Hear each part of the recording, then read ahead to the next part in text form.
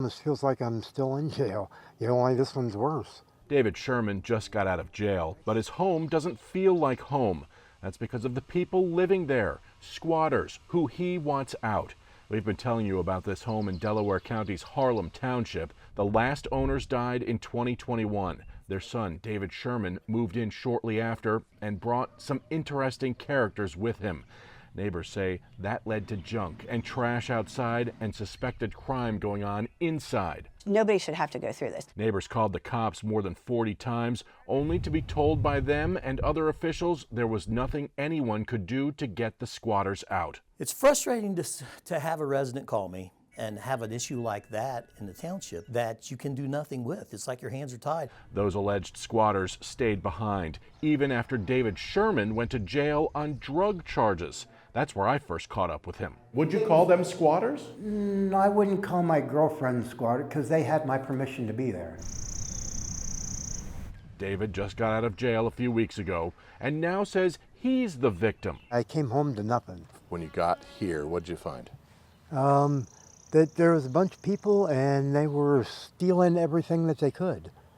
He says his so-called friends even shot up his car and tore parts off of it to sell. Can you just tell them to go away?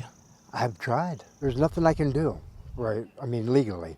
David says it's so bad that less than 2 weeks after he returned, he had to call 911, or rather his neighbor called for him since David doesn't have a phone.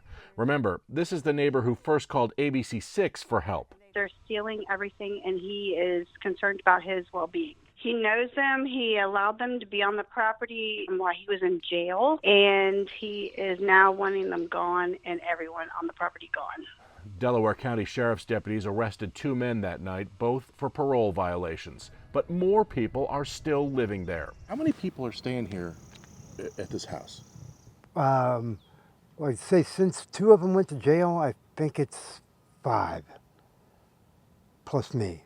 I don't even feel like I live here. Here's the thing, though. It's not his house. David Sherman is not the legal owner. He's the next of kin, to be sure, but he still has to go to probate court and make a claim to the property.